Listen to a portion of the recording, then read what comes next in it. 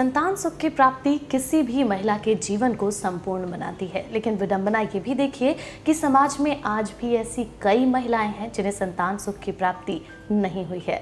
लेकिन कहते हैं ना कि आवश्यकता ही आविष्कार की जननी है, और यही वजह है कि आए दिन हमारा विज्ञान, हमारा साइंस लगातार तरक्की कर रहा है। और ये तरक्की उन निसंतान दंपतियों के लिए खुशखबरी है जिन्होंने अभी तक अपने जीवन में संतान सुख की प्राप्ति नहीं की है। माँ की ममता बड़ी अनमोल होती है। हमारी संस्कृति में माँ को सर्वोच्च स्थान दिया जाता है, क्योंकि एक माँ अपने बच्चों की खुशी के लिए कुछ भी कर सकती है। माँ ममता की मूरत होती है, लेकिन जब कोई महिला इस सुख से वंचित रह जाती है तब उसका जीवन मानो कुछ अधूरा सा हो जाता है। लेकिन आज के समय में इस श्राप को वरदान में बदला जा सकता है, क्योंकि साइंस की बदौलत हमें कई ऐसी चमत्कारी सौगात मिली हैं जिसके जरिए अब कुछ भी मुमकिन है। ऐसी ही कुछ खोजों में से एक चमत्कारी खोज है IUI, जिसे हिंदी में कृत्रिम गर्भाधान करना भी कहा जाता है। ये एक ऐसी टेक्निक है जिसमें किसी पुरुष के शुक्राणु को महिला के गर्भाशय में रखकर उसे गर्भधारण करवाया जाता है, जिससे मां सुख से वंचित महिलाएं भी मां बनने का ये अनमोल सुख प्राप्त कर सकती हैं। आज हम बात करने वाले हैं IUI पद्धति के बारे में। क्या है उस पद्धति के बारे में ज़रूरी जानकारियाँ और किस तरीके से वो आपकी समस्याओं पर कारगर साबित हो सकती है, ये हमें बताएंगी डॉक्टर शोभा गुप्ता। डॉक्टर, बहुत बहुत स्वागत है आपका। तो डॉक्टर साहब, सबसे पहले बताइए कि IUI किस तरीके से काम करता है और संतान दंपतियों को सहायता करता है। IUI जो पद्धति है, इसका फुल फॉर्म है इंट्रा यूट्राइन इंसेमिनेशन। आजकल इनफर्टिलिटी की तादाद काफ़ी बढ़ गई है, जैसे कि हमने पहले भी डिस्कस किया है कि 10 में से 2 या 3 कपल्स ऐसे होते हैं जिनको इनफर्टिलिटी की शिकायत होती है। तो IUI उन महिलाओं में यूज़ किया जाता है जिनमें या तो अंडे समय पर नहीं बन रहे हैं, अंडे बनते हैं तो लेट बनते हैं, या फिर एग जो है अपने आप से रप्चर नहीं होता है, या फिर उनके अंदर स्पर्म्स के लिए एंटीबॉडीज़ हैं। उनके हस्बैंड के स्पर्म्स उनके जो गर्भाशय की जो परक नली है वहाँ तक नहीं पहुँच सकते हैं, तो उस कारण वो गर्भधारण नहीं कर पाती हैं। तो इस तकनीक में हम क्या करते हैं, जो हस्बैंड के स्पर्म्स हैं उनको वॉश करके उनकी परक नली के पास डाल देते हैं, और इससे जब एग रप्चर होने वाला होता है उस समय ये पद्धति की जाती है और इससे गर्भधारण किया जा सकता है। आम जीवन में अगर हम बात करें या फिर अगर इंडियन सोसाइटी की बात करें, कितनी प्रचलित है ये पद्धति? आजकल तो IUI पद्धति बहुत कॉमन हो गई है, क्योंकि लोगों के अंदर जागरूकता बहुत ज़्यादा बढ़ गई है और अब इनफर्टिलिटी के लिए लोग डॉक्टर के पास संपर्क करने लगे हैं। तो जैसे ही पता लगता है कि महिला को कोई हार्मोनल प्रॉब्लम है और अंडे नहीं बन रहे हैं, तो उन्हें अंडे बनने की दवाई दी जाती है, और उनका सीरियल अल्ट्रासाउंड स्कैन किया जाता है। इस स्कैन को फॉलिकुलर मॉनिटरिंग कहते हैं। और जब फॉलिकुलर मॉनिटरिंग में एग एक पर्टिकुलर साइज़ का हो जाता है, 18 to 24 मिलीमीटर का, तब एग को रप्चर करने का इंजेक्शन लगाया जाता है। और कई बार अगर महिला में ज़्यादा प्रॉब्लम नहीं है तो एग खुद से भी रप्चर हो जाता है। और उस दौरान जिस समय एग रप्चर होता है, उसके हस्बैंड के जो स्पर्म्स हैं, शुक्राणु हैं, उनमें से बेस्ट क्वालिटी के स्पर्म्स महिला के गर्भाशय में डाल दिए जाते हैं। ये पूरा प्रोसेस आपने हमारे दर्शकों को बताया।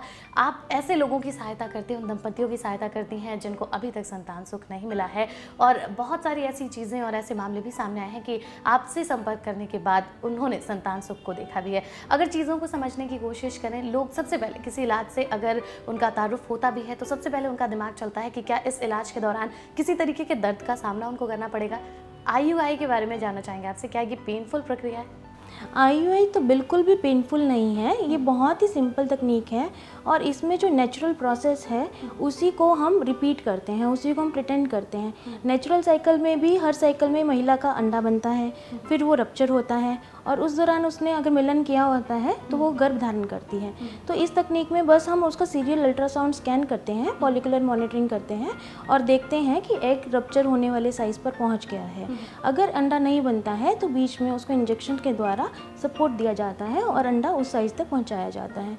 फिर एग रप्चर करने का इंजेक्शन लगाते हैं। और बड़ी ही सिंपल तकनीक है, इसमें पुरुष का जो हम सीमन सैंपल लेते हैं उसको प्रिपेयर करते हैं, उसमें से डेड स्पर्म्स निकाल देते हैं और जो एक्टिव स्पर्म्स होते हैं जो प्रेगनेंसी दे सकते हैं वो बेस्ट क्वालिटी के स्पर्म्स डालते हैं। और ये बहुत सिंपल है, इसमें बिल्कुल भी दर्द नहीं होता है। स्पर्म की क्वालिटी के ऊपर अभी आपने बात की, जानना चाहेंगे आपसे क्या इससे पहले यूआई पद्धति से पहले क्या किसी तरीके का कोई टेस्ट किया जाता है कि स्पर्म्स कितने ज़्यादा सही हैं, कितने डेड स्पर्म्स हैं? ये बहुत अच्छा सवाल किया आपने।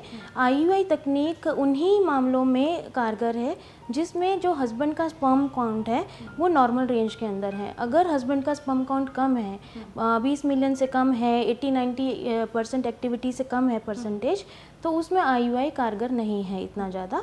इसमें हस्बैंड नॉर्मल होना चाहिए। महिला में प्रॉब्लम हो सकती है कि या तो अंडा नहीं बन रहा है या फिर स्पर्म्स ऊपर नहीं पहुंच रहे हैं, लेकिन हस्बैंड का स्पर्म काउंट बिल्कुल नॉर्मल होना चाहिए, तभी इस तकनीक का सक्सेस है। बिल्कुल। और मानसिक तौर पे अगर बात करें स्वस्थ होने की, महिलाओं को कितना स्वस्थ होने की ज़रूरत है? क्योंकि अगर एक महिला संतान सुख नहीं ले पा रही है तो मानसिक दबाव भी उसके ऊपर काफ़ी होता है। किस तरीके से आप रिलैक्सेशन देते हैं उन पेशेंट्स को, उन महिलाओं को? उन महिलाओं की काउंसलिंग की जाती है। काउंसलिंग एक बहुत इंपॉर्टेंट पार्ट है और सबसे पहले सबसे ज़्यादा ज़रूरी बात यह है कि महिलाओं की जो ट्यूब्स हैं वो IUI के लिए खुली होनी चाहिए। तो जब महिला आती हैं तो हम उनके कुछ टेस्ट कराते हैं।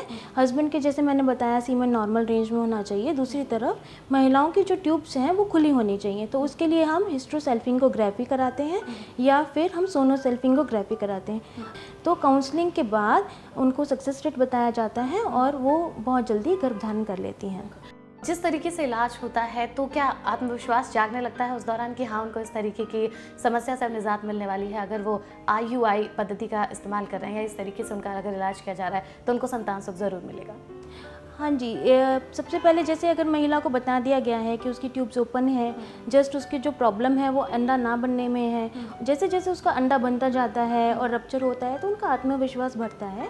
और बहुत सारे दंपति आते हैं सेंटर पे जो कि ऑलरेडी IUI से कंसीव हो चुके होते हैं, उनसे बात करता है मरीज़ तो उसका आत्मविश्वास बढ़ता है और वो भी संतान प्राप्त। बिल्कुल, आपने बताया कि पहले भी इस तरीके की प्रक्रिया से वो गुजर चुके होते हैं। अगर IUI उन्होंने पहले करवाया है, किस तरीके से और कितनी बार इस पद्धति का इस्तेमाल किया जा सकता है? जैसा कि मैंने बताया, इसका इस्तेमाल 6 बार किया जा सकता है WHO की गाइडलाइन के अकॉर्डिंग। 3 बार तो हम ओरल ड्रग के साथ कर सकते हैं, ओव्यूलेशन स्टिमुलेशन, और 3 बार हम इंजेक्शंस के साथ स्टिमुलेशन कर सकते हैं।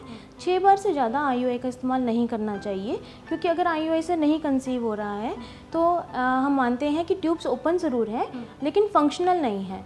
ट्यूब को क्या करना होता है, एग को कैच करना होता है। जब अंडा रप्चर होता है तो महिला के शरीर में जो ट्यूब्स मौजूद होती हैं उनको एग कैच करके अपने अंदर लेना होता है। तो अगर ट्यूब्स फंक्शनल नहीं होती हैं तो कई बार IUI की तकनीक सफल नहीं होती है। जी, तो डॉक्टर शोभा, इस पूरे प्रक्रिया में कितना वक्त लग जाता है? जिस तरीके से आपने बताया कि IUI प्रक्रिया में बहुत ज़्यादा वक्त नहीं लगता है। हम पीरियड के 2nd डे से साइकिल स्टार्ट करते हैं और 10 से 15 दिन के अंदर पूरी प्रक्रिया हो जाती है। तो डॉक्टर शोभा, जानना चाहेंगे इस इलाज के दौरान क्या किसी तरीके की कोई कॉम्प्लिकेशंस भी आते हैं सामने? नहीं, इस इलाज के दौरान किसी तरीके की कॉम्प्लिकेशंस नहीं आती हैं, क्योंकि अगर हम अंडा बनाने का कोई मेडिसिन भी देते हैं वो बहुत ही कंट्रोल्ड और लो डोज में दिया जाता है।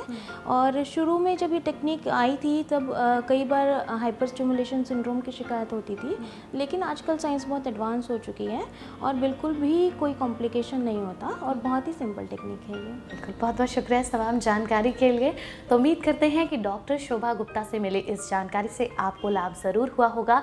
अगर आपके जीवन में अभी तक बच्चे की किलकारियां नहीं गूंजी हैं तो आपके लिए यहाँ पर उम्मीद की किरण ज़रूर है। हमने बस आपको बताने की कोशिश की है कि IUI आखिर पद्धति है क्या और इस पद्धति के जरिए आप किस तरीके से संतान सुख की प्राप्ति कर सकते हैं। इसी के साथ हमारे इस एपिसोड में फिलहाल इतना ही। आगे दोबारा आपकी समस्याओं पर चर्चा करेंगे। तब तक के लिए नमस्कार।